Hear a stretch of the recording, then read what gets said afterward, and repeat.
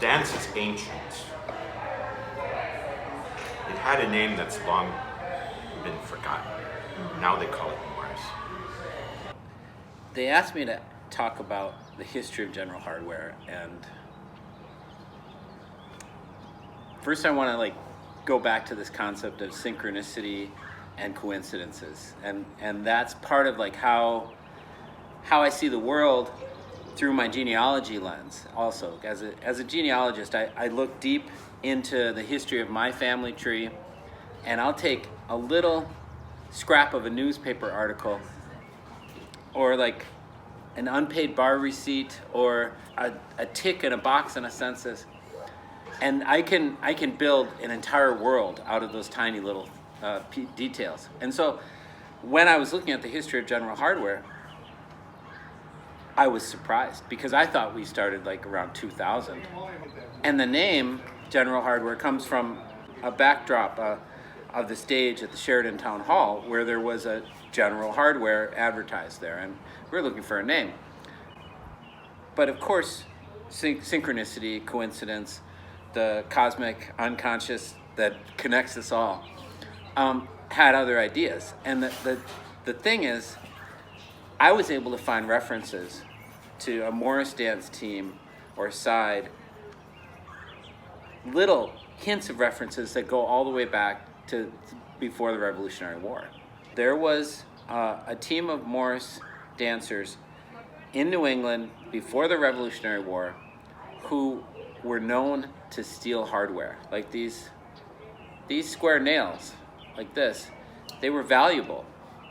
But they were especially valuable to these Morris dancers, who used them in the sacred, secret rituals that are necessary to maintain the cosmos, the ecosystem, that babies are born with the right number of fingers and toes, things like that. You have to do these rituals yearly, and you have to have a cover for the rituals. And the cover traditionally has been Morris dancing.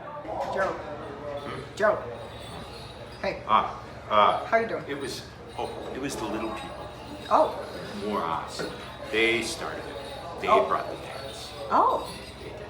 So these teams, these sides of Morris dancers in New England, were discovering new sacred places.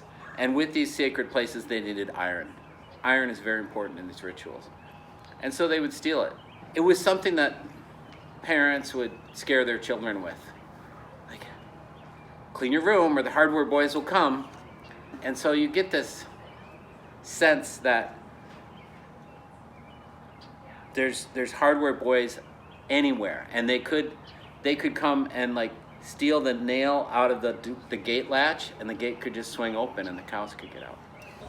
And it was, once they brought the dance, those that danced carried on that ritual. So they brought the dance over? They gave the dance to the dancers that came before those hardware general times. Oh, okay, yeah. They did it.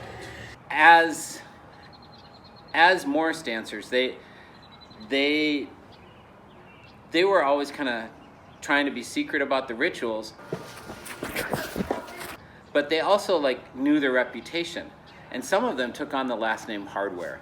Back in the day, there were malleability to last names.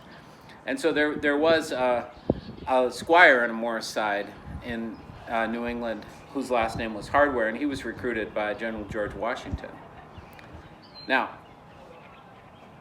he was recruited on the idea that he could bring in a militia. And he just recruited Morris sides from all over New England, and they were the hardware men. And he was General Hardware. General Hardware made everyone a general. He said that in his world, we're all equal. He was sort of an anarchist ahead of his time. And, he believed that against the monarchy, we shouldn't have, a hierarchy of people. So every member of the regiment was a general. And it made regimental meetings go on and on. But nevertheless, he was more general than the other generals.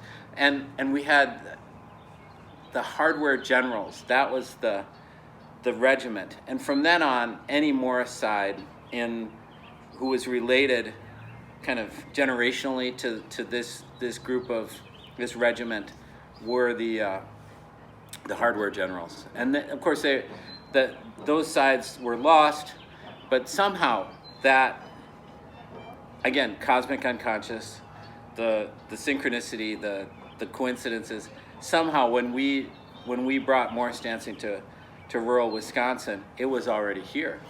They would dance and they would sing and they would do these little feet. It was already in the air, it was in the ether, it was in the soil, because some of those hardware generals from the Revolutionary War had made their way to Wisconsin. There was a point when the hardware generals became a nuisance in the logging camps in Michigan.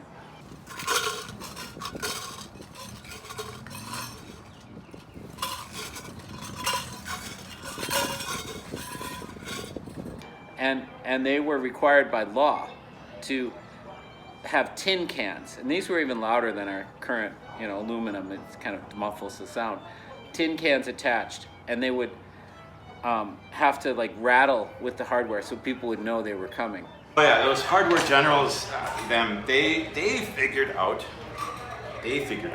how to get rid of the little people. They put the nails in the cans, and the little people hate iron and they hate metal, and the nails in the cans would make noise, and they would scare the little people so they wouldn't climb up their legs.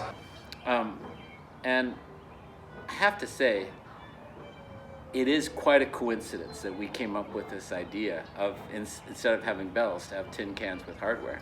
I think it's exciting to know that we're part of a longer tradition, and it's interesting to me to continue to do the genealogy work, because we're finding out stories, and it's interesting, some of the stories that we're finding out are actually contradicting earlier stories. It was them that taught the rituals, it was them that taught the dance, it was them that taught to keep the fingers on the babies so they're born with everything.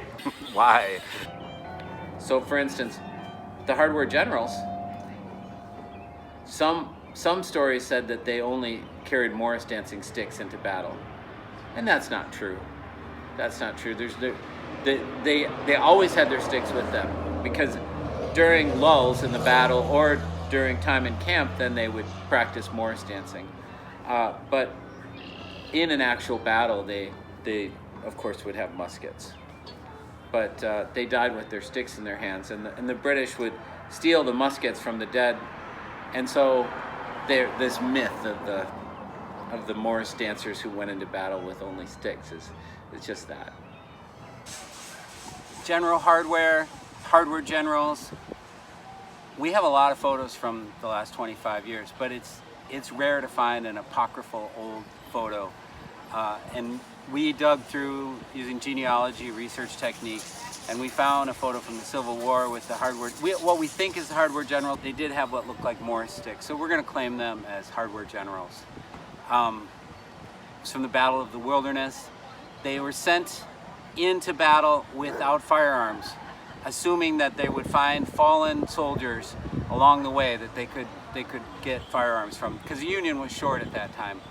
Unfortunately, in the fog, they ran into the right flank of the Confederates, unarmed. They fought valiantly with sticks and died with their sticks in their hands.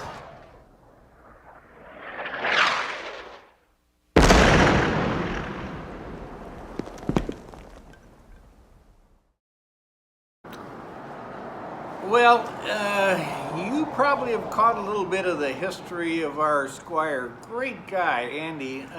But if you want to get the history, turns out, and it's not probably all that hard to believe by looking at me, I actually served under General Hardware in the Civil War. So I kind of know the scoop. So here's the deal. So General Hardware was actually born Henry Lemoyne in Scranton, Pennsylvania. And his family was big into provisioning the settlement of the West. They made all kinds of tools and things like that, and he was quite the go-getter.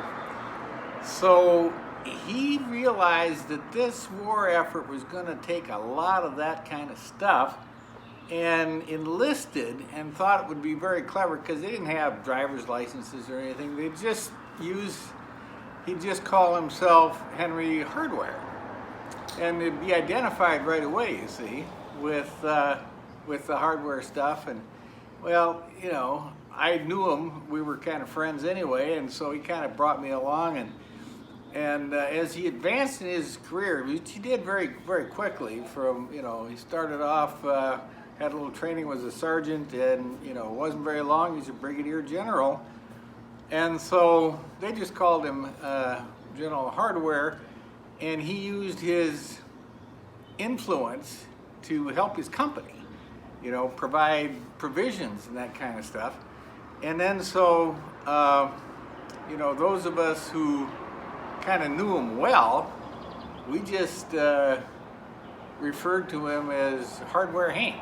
I know there's a lot of talk about the famous feud between my team, General Hardware, and the other Wisconsin team, O'Capel Morris, around the same time as the feud between the Hatfields and McCoys, although this one was actually a lot bloodier.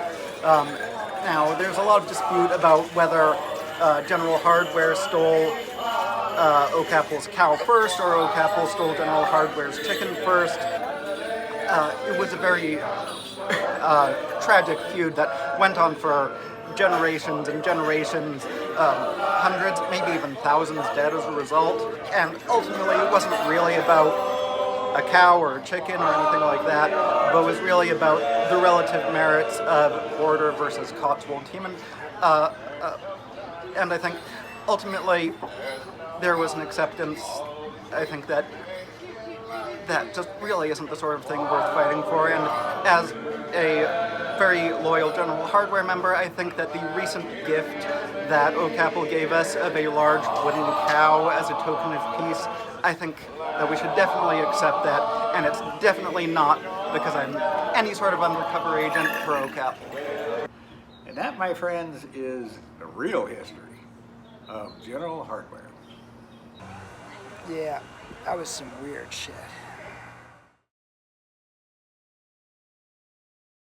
It had a name that's long been forgotten. Now they call it Morris. Like the cat in those old commercials. Cromwell is at the gates. Why? But let's just say that when Andy was in college, he spent a lot more time in the creative writing program than he did actually studying history. They won't come out. They won't leave my head.